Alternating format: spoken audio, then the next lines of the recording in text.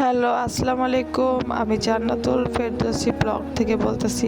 তো গাইস দেখুন, এই যে আমার ঈদের দিনটা গাইস কেমন কাটলো আপনারাই দেখুন গাইস। আমি কখনো কল্পনায় ভাবতে পারি নাই যে আমার ঈদের দিনটা এরকম কাটবে। তো যাই হোক, সবই হচ্ছে কপাল। আমরা আসলে দুনিয়ার মানুষ যতই ভালো মতো চলার চেষ্টা করি না কেন, আমাদের পিছে সবসময় ইবলিস শয়তানরা কাজ করে। ইবলিস শয়তান আমাদের নাড়াচাড়া দেয়, আমাদের না হইলেও অন্যদের নাড়াচাড়া দিয়ে, অন্যদের দিয়ে, আমাদের কষ্ট দিয়ে হলেও ইবলিস শয়তানে যে আমাদেরকে এতটাই কষ্ট দেয় যে আমাদের ঘর ছাড়া করতে বাধ্য হয়। ঘর ছাড়া করে দেয়। আসলে কি বলবো গাইস, মানুষ যত শান্তিতে থাকার চেষ্টা করুক না কেন, মানুষকে মানুষ শান্তিতে থাকতে দেয় না। তো গাইস যাই হোক, আমি হচ্ছে খুব সুস্থ হয়ে গেছিলাম। আমার গ্যাস্ট্রিক আলসার হয়েছে গাইস, সবাই আমার জন্য দোয়া করবেন। আমি যেই একটু সুস্থ হয়ে যাই, সেই আমার হাজব্যান্ড আমাকে মরিচের গুঁড়া দিয়ে হোক কিংবা ঝাল কোনো তরকারি হোক চালাকি করে খাওয়াই দেয় গাইস। কি করব আমি জানি না, সে আমার সাথে চালাকি করে এরকম করে না কেন, এরকম করে আমি নিজেও জানি না গাইস। সম্পূর্ণটা আল্লাহ জানে, কারণ সে জানে ডাক্তার নিষেধ করে দিয়েছে মরিচের গুঁড়া খাওয়া নিষেধ, গ্যাস্ট্রিক আলসারের রোগী আমি, এবং কি কোনো কিছু খাওয়া নিষেধ, কোনো ঝাল জাতীয়, তেল জাতীয়, মশলা জাতীয় খাবার খাওয়া নিষেধ। তারপরও আমাকে এইভাবে করে যে কেন খাওয়াই দেয় সে জানে, আল্লাহ তাআলা জানে। আমি যখনই একটু সুস্থ হই তখনই কিছু না কিছু মিশে আমাকে খাওয়াই দেয়, বলে কিছু হবে না, খাও খাও, কিন্তু পরবর্তীতে আমার খবর হয়ে যায়, আমি চিকটা চিকড়ে করি আর সে আমাকে ধরেও না, সে মুচকে মুচকে হাসে গাইস। কি বলবো বলেন, সবই হচ্ছে কপাল। না হলে আমি বারবার কেন সুস্থ হয়ে যাই, বারবার কেন আমাকে মশলা জাতীয় খাবার জোর করে খাওয়ানো হয় আমি জানি না, আমার সাথে কেন এরকমটা হয় গাইস। আমার কপালে যেরকম ছিল গাইস আমি বুঝতে পারিনি। যাই হোক, আমি এখন কি কাঁদবো না হাসবো আমি বুঝতে পারতেছি না। পরবর্তীতে আমি 2 দিন চিকরা চিকরি করার পরেও সে আমাকে ডাক্তারের কাছে নেয় না। তারপরে গাইস আমি অনেক কান্নাকাটি করার পরে সে জানি না কেন এত শক্ত হয়ে গেছে। অনেক দিন যাবতই সে বলতেছে যে এরকম ভালো লাগে না তার। আজকে 6 বছর যাবত সে জানি না কেন আমাকে এত ইগনোর, এত অপমান করতেছে আমি জানি না গাইস। আমি অনেক ভালো মতো চলার চেষ্টা করি, ওনার মন মতো চলার চেষ্টা করি, উনি যখন যে যা বলে তাই শুনি, এবং কি আমার শরীরে যখন যা করলে আমি তখন সেরকম কাজ করার চেষ্টা করি। উনি আমার খাবার পর্যন্ত পছন্দ করে না গাইস, উনি হচ্ছে খাবার ফেলে দেয়। আগে থেকেই বলে যে তুই রান্না করলে আমি খাইতে পারি না, তোর রান্না মজা হয় না। মাঝে মাঝে নিজেই রান্না করার চেষ্টা করে। যাই হোক গাইস, আমি খুব দ্রুত কথাগুলো বলার চেষ্টা করছি। এখন আমি না বললে আমি কোনো পথ পাচ্ছি না গাইস। মানুষ তখনই নিরীহ যখন হয়ে যায়, মানুষ নিরুপায় হয়েই কথাগুলো বলে গাইস। কখনো ঘরের কথা কেউ পরের কাছে বলতে চায় না গাইস। আমি অনেক অসহায় অবস্থায় বলতেছি আপনাদের কাছে। তো যাই হোক, এখান থেকে আমার ব্লগ করার চিন্তা ভাবনা, যে ব্লগ করি দেখি নিজের জীবনটা নিজে কীভাবে গুছাইতে পারি, কারণ এলোমেলো হয়ে যাচ্ছে গাইস সব কিছু, আমি কিচ্ছু বুঝতে পারতেছি না। তো কী বলবো গাইস, আসলে বললে খারাপ শোনা যায়। আমি 2 দিন চিকরা চিকরি পেটে ব্যথা, সে আমাকে খিচুড়ি খাওয়াই দিছে আদা রসুন দিয়ে। আমি পুরো সুস্থ মানুষ গাইস, আমি সুস্থ হয়ে গেছিলাম ওষুধ পানি খেয়ে। সে আমাকে আবার আদা রসুন দিয়ে আমাকে খিচুড়ি খাওয়াই দেওয়ার পরে আমি তো সেই চিকরা চিকরি। পরে আমাকে বলে কি হয়েছে, ডাক্তারের কাছে নিতে চান। আমি হাতে পায়ে ধরে ফোন দিয়ে, আমি যে ফোন দিব গাইস, আমার মোবাইলে টাকাও ছিল না, আমি মরেই যাচ্ছিলাম। তারপরে যাই হোক, আমি আমার ফ্রেন্ডকে ফোন দিয়েছি, মেসেজ পাঠিয়েছিলাম যে বান্ধবী যাই হোক আমারে এইরকম বাঁচাও। সে হয়তো বা আমার মেসেজটা পড়ে নাই। তো যাই হোক, কিছুক্ষণ পরে আমাদের পাশের ফ্ল্যাট থেকে আমি মোবাইলটা চেয়ে নিয়ে এরকম ফোন দিছি, আমি অজ্ঞান হয়ে যাচ্ছিলাম। ফোন দিয়েই গাইস আমি অজ্ঞান হয়ে গেছি পেটের ব্যথায়। পরবর্তীতে আবার চিকটা চিকরি করছি। সে ফোন দেওয়ার পরে বাসায় এসে আমাকে ডাক্তারের কাছে নিয়ে যেয়ে 2টা সুই দিয়ে নিয়ে আসছে। ডাক্তার বলছে যে কমে যাবে, বাসায় নিয়ে যান। যাই হোক গাইস, তারপরে যখন বাসায় আনছে আমার তো বাসায় সিঁড়ি দিয়ে উঠতে উঠতে গাইস পেটে ব্যথা আবার শুরু হয়ে গেছে। আবার পরের দিনে দেখুন গাইস আমাকে এই যে স্যালাইন দিয়ে স্যালাইনের সাথে ব্যথার সুই দিছে গাইস। তারপর আমার ব্যথাটা কমছে। আমি কি পরিমাণ যে অসুস্থ হয়েছিলাম গাইস, আমি উঠে দাঁড়ানোর মতো ক্ষমতা নেই। এই যে কোরবানির ঈদের সময় যে আমি দাঁড়াবো উঠবো, আমার সেই ক্ষমতা নেই গাইস। আমি ঠিক মতো ঘরে হাঁটতে পারি না। এর জন্য উনি আমাকে বলছে যে তুমি হচ্ছে রান্না বাড়া করো না, তুমি তো হাঁটতেই পারতেছো না, এগুলো থুয়ে দাও, সকালে আমি রান্না করবো নি। হ্যাঁ, আর উনি আমাকে সম্ভবত তুই বলে করে, বলে তুই কি রান্না করবি, তোর রান্না তো আমি খাইতে পারি না, তুই রাইখা দে। আমার অনেক কলিজা আঘাত লাগে গাইস, এরকম ব্যবহার করে। আমি সকালে উঠে রান্না করবো নি, খবরদার ধরবি না কিন্তু এগুলা। পরবর্তীতে গাইস আমার তো কলেজে একটা ভয় আছে, আমি অসুস্থ মানুষ, আমি তো নড়তেই পারি না, বুঝতেই পারতেছেন কি অবস্থা আমার, মিথ্যা কথা বলে কি লাভ। পরবর্তীতে যাই হোক, কোনো ডাক্তার দেখাইলেও হাতে পায়ে ধরে দেখাইতে হয়। এখন পরবর্তীতে উনি আমাকে এরকম রান্না করতে নিষেধ করলো। সকালবেলা হঠাৎ করে আমার ছেলের সাথে ছেলের কিছু ভুল ভীতির জন্য ছেলেকে হচ্ছে মারতে ওঠে এবং বলে জব করে ফেলবো, মেরে ফেলবো। আমি ভয়ে ঠেকাইতে যে গাইস এরকম আমাকে, তো ও আমাকেও এরকম খুবই খারাপ ভাবে মারে এবং আমার ছেলেকেও গায়ে হাত তুলে মারে। দুইজনকে ঠেকাইতে গিয়ে গাইস কি ঠেকাইতে পারি না, মাঝখান দিয়ে আমি মায়ের খাইছি গাইস। তো যাই হোক, এখন আমি কান্না করছি গাইস। বলেন, আমার আত্মীয় স্বজন আসছে, উল্টা আমাকে আমার হাজব্যান্ডের পা ধরে মাপ চাওয়াইছে। আমি কোনো জায়গায় দেখি নাই গাইস যে নিজের সন্তানরে, আমার বাবা মা যদি আগেকার মানুষ, এখনকার যুগের মানুষ হইলে বলতো যে তুমি আমার মেয়েটা অসুস্থ মানুষ, সে নড়তেই পারে না, তারে তুমি মিথ্যা অপবাদ দিয়ে এভাবে মারছো, হ্যাঁ সে ঠেকাইতে গেছে। আমি ওরে বারবার বলছিলাম দেখো আজকে ঈদের দিনটা নষ্ট করো না। আমার কত আশা ছিল গাইস, আমি আমার মেয়েকে সাজাবো, খুব সুন্দর করে সাজায় ভাইয়ের সাথে বাইকে করে, না হলে তুমি নিয়ে যাবে, আমি তো হাঁটতে পারি না, মেয়ের একটু ঘুরায় নিয়ে এসো। আমার পুরা ঈদের দিনটা দেখুন গাইস মাটি করে দিছে। যাই হোক, আমাকে আমি আমার মাকে ফোন দিছি, পরে আমার মা আবার আমার শ্বশুর বাড়ির আত্মীয় স্বজনকে ডেকে আনছে। তো তারা এসে আমার কান্না পর্যন্ত থামে। আমার বড় ভাসুর খুবই ভালো মানুষ, আমাকে বুঝতে পারছে সে আসলে একটা পুরুষ মানুষ, সেও অনেক দুঃখ কষ্ট বুঝে। আমার খুব ভালো লাগছে, সে আমাকে হচ্ছে সান্ত্বনা দিছে, ছোট বোনের মতো বুঝাইছে যে বোন মায়ের খাইছো তাতে কি হয়েছে, তোমার ভাবি এমন একটা সময় বাচ্চাদের জন্য অনেক, আমার কাছে অনেক মায়ের খাইছি, তাও তো তোমার ভাবি সংসার ছেড়ে যায় নেই, বোন তুমি রান্না করো আমরা আজকে খেয়ে যাব। পরবর্তীতে আমি আমার এতটা পরিমাণ কষ্ট লাগছে যে আমার হাজব্যান্ড সবার সামনে বলছে আমি নাকি রান্না বাড়া করি না। আমি কিভাবে রান্না বাড়া করবো গাইজ বলুন, আমি তো হাঁটতেই পারি না, 3টা মাস ধরে আমি খাইতেই পারি না, আমি শুধু যাও খাই আর আমি সাদা তরকারি খাই পেঁপে দিয়ে 3টা মাস পেঁপে খাইতেছি। আর পেঁপে 3টা মাস পেঁপে খাওয়া কম কথা, শুধু পেঁপে আর পেঁপে, কোনো মাছ না মাংস না গাইজ কিচ্ছু না, আমি শুধু পেঁপে দিয়ে খাই, আমি নড়াচড়া করতেই পারি না, আমি দুর্বল হয়ে যাচ্ছি। আমার মতো মানুষেরও পিটানো ঠিক করছে বলুন গাইস। পরবর্তীতে যাই হোক, সে হচ্ছে প্রচুর পরিমাণ মিথ্যাবাদী হয়ে গেছে ইদানিং। আমার বলে আমি নাকি রান্না বাড়া করি না, কিচ্ছু করি না। আমি রান্না বাড়া এত বছর করি নাই গাইস, 20টা বছর সংসার করছি, কিভাবে করছি তাহলে? আমি যদি রান্না বাড়া কোনো কিছু নাই করি, এত বছর আমি কিভাবে সংসার করলাম বলেন? আজকে 3 মাস আমি অসুস্থ গাইস, আর আমি অবহেলিত হয়ে গেছি। আমার রক্তের একটা বোন নাই যে আমারে বলবে।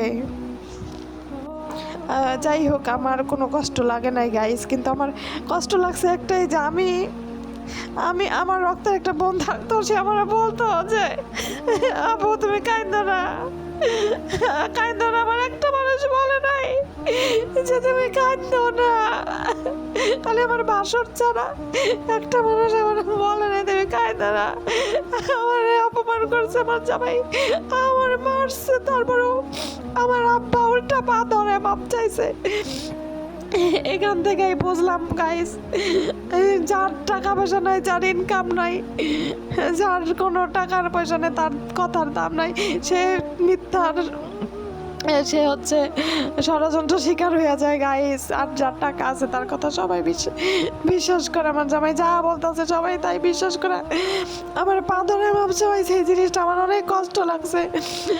ঠিক আছে, আমার একটা রক্তের বোন থাকলে গাইস আমার একটু বুঝতো, একটা মানুষ আমার এমনও সময় গেছে মানুষের পাশে আমি যারা দাঁড়াইছি, আমার এমনও সময় গেছে মানুষের পাশে যে আমি দাঁড়াইছি, এমন সময় গেছে মানুষের মা মারা গেলে আমি জড়ায় ধরে বলছি সান্ত্বনা, মানে এতটুকু সান্ত্বনা আমি কারো পক্ষ থেকে পাইনি গাইস।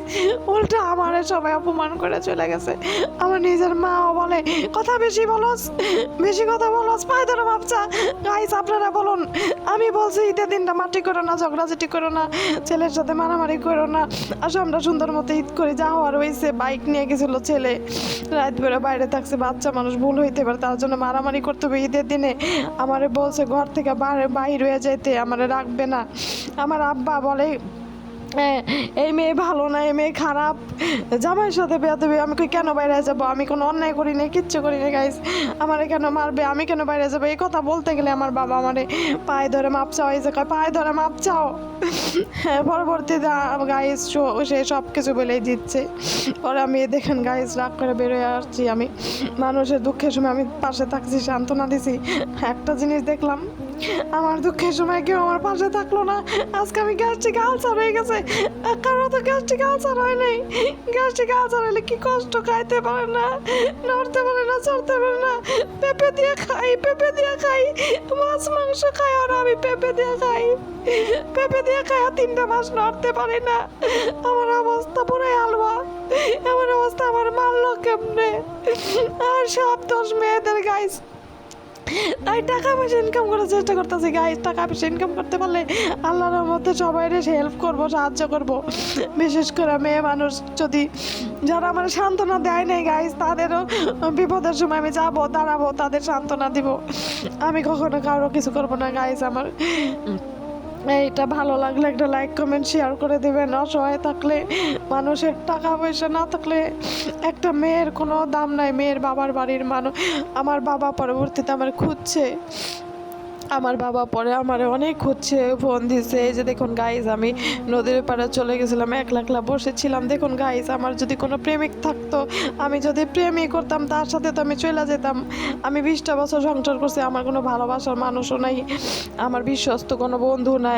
আমি একটু ইসলাম মেনে চলি, তাই আমি সহজে কারো খারাপ প্রস্তাবে, ভালোবাসা কিংবা কোনো কিছুতে আমি রাজি হই নাই, জীবনও হব না ইনশাল্লাহ। আমি ভালো মতোই চলার চেষ্টা করি সব সময়। আমার কথা কি, ভাগ্যে থাকলে মানুষ বিয়ে হয় আর একটা বিয়ে করে, কিন্তু খারাপ কাজের ধারে কাছে গাইস আমি নাই। কারোর সাথে প্রেম প্রীতি করার ওই দিক দিয়ে আমি নাই গাইস। যাই হোক, আমার আব্বা তো ভয়ে শেষ, কই গেছো তুমি, কই যায় বইয়ের ঈদের দিনে। আমি কই রাস্তা কান্তাছি। আমারে কি মনে করেন গাইস আপনারা, ওরা মনে করছে আমি চইলা যাব, কোনো ছেলের সাথে চলে গেছি, আমার ঠেকা পড়া যায়নি, আমি কোনো ছেলের সাথে চলে যাব, বুঝছেন। আমার কোনো ছেলে বন্ধু নাই, আর আমি আমার মতো মেয়ে ইচ্ছা করলে ছেলে বন্ধু 101টা জোগাড় করতে পারি, ঠিক আছে। তো যাই হোক, আজকালকার যুগে উচিত কথা, সত্য কথা বললে সবাই বলবো পাগল হয়ে গেছে, মেন্টাল হয়ে গেছে, এই হয়ে গেছে, সেই হয়ে গেছে। হ্যাঁ, নড়তে না পারলে, চড়তে না পারলে সবাই বলবো যে এমন করে হাটে প্রতিবন্ধী হয়ে গেছে। আসলে গাইস বুঝছেন, যার যার সমস্যা সে বুঝে। ক্যান্সারের রোগীর কষ্ট ক্যান্সারের রোগী বুঝে, আলসারের রোগীর কষ্ট আলসারের রোগী বুঝে। যে যতটুকু কষ্টের মধ্যে দিয়ে থাকে সে ততটুকু কষ্টে বুঝে। যাই হোক, এত কষ্টের মধ্যে দিয়েও আমি আসলে নিজেকে বারবার মনে পড়তেছিল, আমি এগুলা রাখতে পারতেছি না, আমি একটু শেয়ার করলাম। যাই হোক, এখন আপনারা আমাকে যদি পারেন লাইক কমেন্ট শেয়ার করে দেবেন ভিডিওটা। আর প্রত্যেকটা মেয়ে আসলে ইনকাম করার অধিকার দিয়েছে আল্লাহ তাআলা, ইনকাম করতে হয়, তাই আমি ব্লগটা করব, ছাড়বো না ইনশাআল্লাহ। যত খারাপ পরিস্থিতি হোক আমি ব্লগটা চালায় যাব, আমি ব্লগটা করব। কারণ আমি দেখছি যে টাকা না থাকলে কোনো দাম নাই।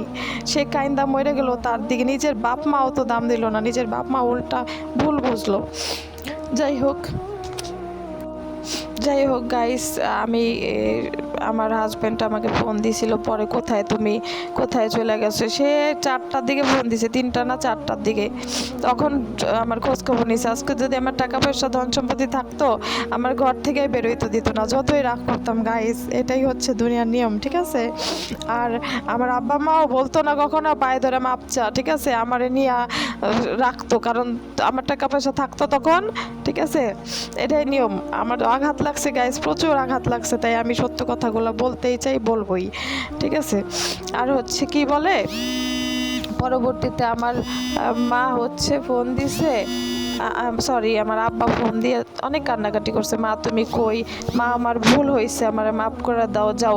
আমি আমার আব্বার বলছি তোর মতো বাবা দরকার নেই, তুই যে নিজের মেয়েরে নিয়ে যেতে পারলি না, যখন বলছে নিয়ে যা তোর মেয়েরে অসুস্থ, তখন আমার বাবার বলা উচিত ছিল যে তোর মতো বেয়াদবের কাছে সংসার করাবো না আমার মেয়েরে, তুই 20টা বছর আমার মেয়েরে টাকা পয়সা গরিব মানুষ থেকে অনেক জ্বালাইছস, অনেক মারছস, এখন আবার অসুস্থ অবস্থায় আমার মেয়ের গায়ে হাত তুলছস, আমার মেয়ের ইটটা মাটি করে দিছস, তোর মতো বেটার কাছে সংসার করাইলাম না, না তাতে কি, এগুলা বলা উচিত ছিল আপনার। তারপর আমার বাবা ভুল বুঝতে পারছে, মা হ্যাঁ হ্যাঁ আমার ঠিক ঠিক বলছো তুমি, আমার মেয়েরে মারছে, আবার আমার মেয়ের পা ধরে কেন মাপ চাইলাম, আমার ভুল হয়ে গেছে বাবা, পরের ছেলেরে খুশি করা আমার ভুল হয়েছে, আসো তুমি আমার বাসায় চলে আসো, তুমি রাস্তায় রাস্তায় কাইন্দো না মা, তুমি আমার বাসায় চলে আসো, দরকার কি করা দরকার, তুমি যেটা বলবো ওর সাথে না সংসার করলে না হবে, তোমার ভাইয়ারা মিল্লা আমরা আছি তো, তুমি রাস্তায় কেন কানবা, আল্লাহ রাস্তায় কানলে মানুষ পাগল বলবো, আসো আসো।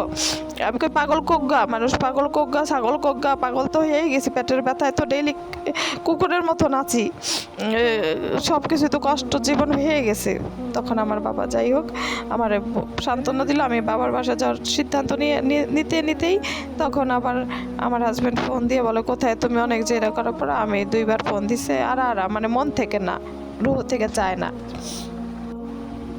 পরে যাই হোক সে তারও আমি বললাম আমি অমুক জায়গায় বসে আছি, পরে সে আমাকে যায় বাইকে করে উঠায় নিয়ে আসছে, আসার সময় আমি আসতে চাই না, বলছি আমি রাস্তাঘাটে না খারাপ মহিলা, আমি রাস্তাঘাটেই থাকি, তুমি না বলছো আমি রাস্তাঘাটের খারাপ, এই সে দুনিয়ার কথা, আমি রাস্তায় থাকি, তুমি ভালো মানুষ ভালো জায়গায় থাকো, আল্লাহ আমার ব্যবস্থা এমনি করবে। যাই হোক গাইস, পরবর্তীতে সে আমার কাছে মাপ চাইছে যে তুমি মাফ করে দাও, আমার ভুল হয়ে গেছে। আমি কই খালি ভুল করছো নাকি, তুমি এই কথাও বলছো যে আমি রান্না বাড়া করি না, আর আমার অসুস্থ কেমনে রান্না বাড়া করুম, এত বছর কেমনে সংসার করলাম, তুমি এমন একটা সময় মারতা আর বলতা জিনে করাইছে সব, আসো মিশা যাই, সারাটা জীবন অত্যাচার করছো, সারাটা জীবন জিনের দুর্নাম দিয়ে দিয়ে বাইচে গেছো, জিনের দুর্নাম দিয়ে দিয়ে বাইচে গেছো, আমার সাথে মিশছো, ঠিক আছে। যাই হোক সে সব কিছুর জন্য মাপ চাইছে, বলে মাথা গরম হয়ে গেছিলো, ভুল হয়ে গেছে, আসো আজকে ঈদের দিনে আসলে তোমার সাথে এরকম ব্যবহার করা উচিত হয় না গাইজ। যাই হোক এই যে আমরা এখন স্বামী স্ত্রী আবার মিল মহব্বত হয়ে গেছি গাইজ, বাসায় নিয়ে আসছে, ভালো ব্যবহার করছে, জানি না কতদিন ভালো থাকবো, কিছুদিন পর পরে আমার এরকম রোগতে অনেক কষ্ট দেয়, আমি আমি ইসলাম মেনে চলি দেখে গাইস আমি কোনো ফাঁসি নিই না, আমি অনেক কষ্ট পাই, অনেক কাঁদি। যাই হোক সে জানি না, আল্লাহর কাছে দোয়া করেন সে যেন ভালো হয়ে যায়, সে সারাটা জীবন আমার সাথে এরকমই করলো গাইস, কেউ বুঝলো না, তার এত জিদ, কিছু হলেই সে মেরেই ফেলে, কিছু হলেই বলে মেরে ফেলবো, তোরা মাইরাই ফেলা মজা, মানে তার একটু রাগ বেশি গাইস, আল্লাহর কাছে দোয়া করেন তার রাগটা যেন কমে যায়, আমাদের সংসারটা যেন খুব সুন্দর হয়ে যায়, এবং সে আমাকে যে মিথ্যা অপবাদগুলো দেয়, মিথ্যা কথা বলে, এগুলো থেকে সে যেন একটু দূরে থাকে, আল্লাহ যেন তারা হেদায়েত দেয়।